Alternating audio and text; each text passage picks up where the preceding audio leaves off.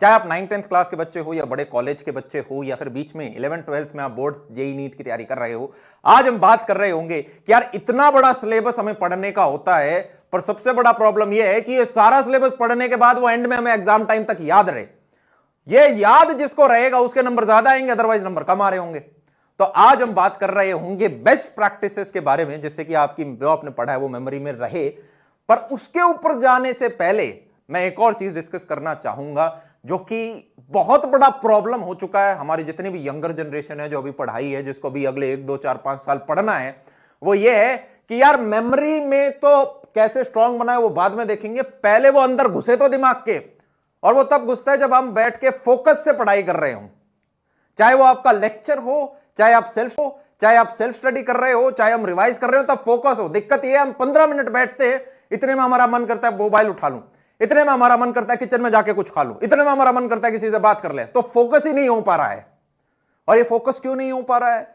क्योंकि जनाब dopamine layering हो रही है। डोपामिन आप सब लोग पहले जानते होंगे, डोपामिन सबसे बड़ा रीजन होता है कि आप कितने मोटिवेटेड हो किसी काम को करने के लिए। हाई है तो आप ज्यादा मोटिवेटेड है, डोपामिन लेवल लो है तो आप कम मोटिवेटेड हो, आपका कुछ और काम करने का मन करेगा। होता क्या है, कोई भी चैलेंजिंग एक्टिविटी है कि यार आपको पढ़ाई करनी है, लेक्चर अटेंड करना है, रिवाइज करना है, इससे जस्ट पहले आज के दिन हम क्या करते हैं, इससे जस्ट पहले या तो हम रील देख रहे होते हैं या हम कोई मूवी देख रहे होते हैं, कुछ एंटरटेनमेंट लगा रखा होता है। और जब ये चैलेंजिंग एक्टिविटी खत्म भी हो जाता है तो हम एकदम से ऐसे रिलीफ लेते हैं, अरे वाह यार लेक्चर खत्म हो गया, मजा आ गया, अब जाके बाहर पैटी खाऊंगा, अब जाके बाहर आलू खाऊंगा, अब जाके किसी से बात करूंगा। तो हो क्या रहा है, हमें डोपामिन स्पाइक मिल रहे हैं just before the challenging activity और उसके जस्ट बाद। तो जो बीच का काम है वो बड़ा बोरिंग लग रहा है क्योंकि डोपामिन लेवल बड़ा लो है। तो क्या करना होगा, काफी बच्चे हैं वो तो बीच में साथ में गाना भी चलाएंगे कि यार हम पढ़ते वक्त गाना चलाएंगे। पढ़ते वक्त गाना आप तभी चलाना अगर आप उस प्रश्न को पहले ही 5 बार सॉल्व कर चुके हो और 6ठी बार रिवाइज कर रहे हो, तो आपके लिए वो चैलेंजिंग एक्टिविटी नहीं रही है, वो इजी एक्टिविटी है। पर अगर आप फर्स्ट टाइम पढ़ रहे हो तो म्यूजिक जो है आप क्या कर रहे हैं, मुझसे अपना डोपामिन थोड़ा अप रखने की कोशिश कर रहे हैं, पर ये एक लॉन्ग टर्म सॉल्यूशन नहीं है। तो जनाब आपको यह देखना होगा कि रिवॉर्ड जो है, जो मजा मेरे को है, वो संघर्ष कर। चलते हैं वीडियो की शुरुआत करते हैं। थोड़ा सा अगर लंबा हो तो जनाब काफी मैंने चीजें कवर करने की इसके अंदर कोशिश करी हैं, जो हमने पिछले 7-8 साल में बच्चों के साथ इंटरेक्ट करके सीखी, हमारे खुद के पर्सनल एक्सपीरियंसेस जो रहे हैं, साथ में ये रिसर्च बैक्ड हैं सारी की सारी, इन सब के ऊपर अच्छी रिसर्च हो रखी है। अब मेमोरी को इंप्रूव करने के लिए यार हमारी 5-6 प्रैक्टिसेस है जो कि मैं आपके साथ शेयर करता हूं। पहली जो सबसे महत्वपूर्ण है, जिसका कोई रिप्लेसमेंट नहीं है, वो है रिपीटिशन। आप एक चैप्टर को यहां पे सिर्फ पढ़ना नहीं है, उसको 5 से 6 बार एटलीस्ट रिवाइज करना है। आपने यूपीएससी टॉपर्स को देखा होगा, वो बोलते हैं भाई हमने लक्ष्मीकांत को 14 बार रिवाइज किया तब जाके हमें याद रही। तो नेक्स्ट चीज के ऊपर आते हैं कि जनाब आप जब नोट्स बनाते हो तो नोट्स के अंदर हमारी फोटोग्राफिक मेमोरी है, तो कोशिश करो फ्लो चार्ट्स बनाओ, डायग्राम्स बनाओ, ठीक है। जो टीचर ने जिस भाषा में कोई फंडा अगर बताया है उसे इंग्लिश में लिख लो, हिंदी में बोला है तो हिंदी में लिख लो, तो ये चीजें याद रहेंगी आपको कि यार मेरे अच्छा ये चीज तो उस पन्ने के ऊपर थी, वो हाँ फ्लो चार्ट बनाया था, 4 चीजें थी, 1, 2, 3, 4 ये थी। अगर आपके थ्योरी सब्जेक्ट्स हैं, बायोलॉजी हो गया या फिर आर्ट्स के बच्चे इसको देख रहे हैं, बड़ा सा पन्ना है, इसके अंदर 6 मेजर कीवर्ड हैं, इन 6 के 6 कीवर्ड का पहला लेटर ये है। इन सारे शब्दों को मिला के एक आपने छोटा सा शब्द बना लिया, वो एक छोटा शब्द आपका पूरा पेज हमारा रोक। ये आपको त्रिगुणम बनाए नहीं होंगे, जैसे पीरियोडिक टेबल में हमने किया था, बेटा मांगे कार स्कूटर बाप रोए, ठीक है, लीना की रूबी हमसे फ्रेंडशिप। तो ये सारे अभी भी हमें याद रह पाते हैं, क्यों? क्योंकि किसी टाइम में हमने कुछ चीज के साथ कहानी जोड़ दी थी, कुछ हमने स्लोगन जोड़ दिए थे।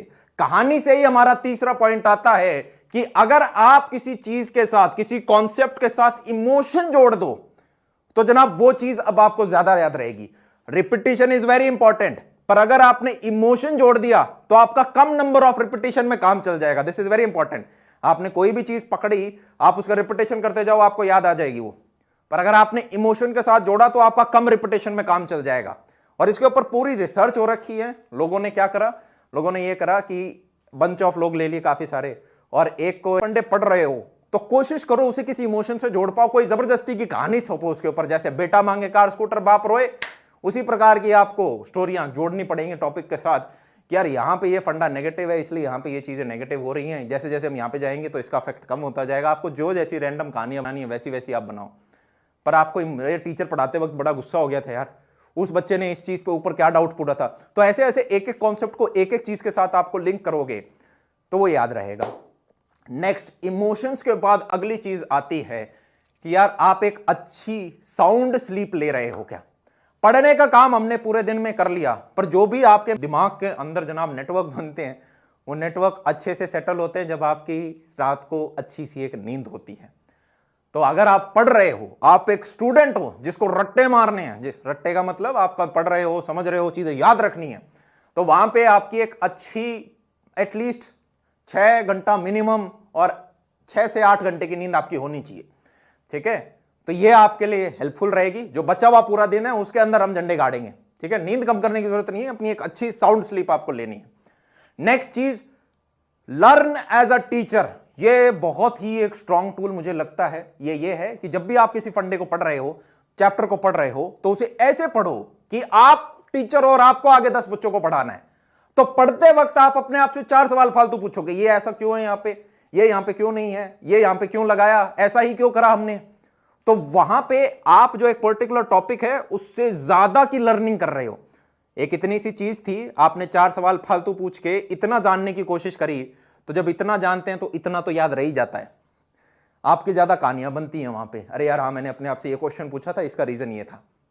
जब आप अपने नोट्स को रिवाइज कर रहे हो पेपर के अंदर, किसी रफ कॉपी के अंदर आप अपने बने हुए नोट्स को वापस रिवाइज कर रहे हो, तो अपने आप से बात करते करते पढ़ो, मन के अंदर पढ़ लो।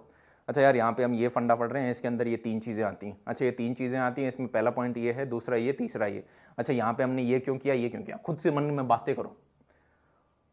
नेक्स्ट चीज के ऊपर आते हैं, टीचर वाला पॉइंट बहुत इंपॉर्टेंट है। अगर आपका कोई ऐसा दोस्त है, ऐसे देखो फालतू में जाकर टाइम वेस्ट नहीं करना कि अब किसी दोस्त को मैं जाकर पढ़ाऊंगा ही तभी मैं रिवाइज, पर आपको लगता है हाँ ये हेल्प कर रहा है, it is working for me, तो कोई आपका अच्छा दोस्त है जो पढ़ने वाला दोस्त है, उसको जाके आप वो फंडा पढ़ा सकते हो, कोई कॉन्सेप्ट समझा सकते हो, नहीं तो खुद ही को पढ़ाते रहो।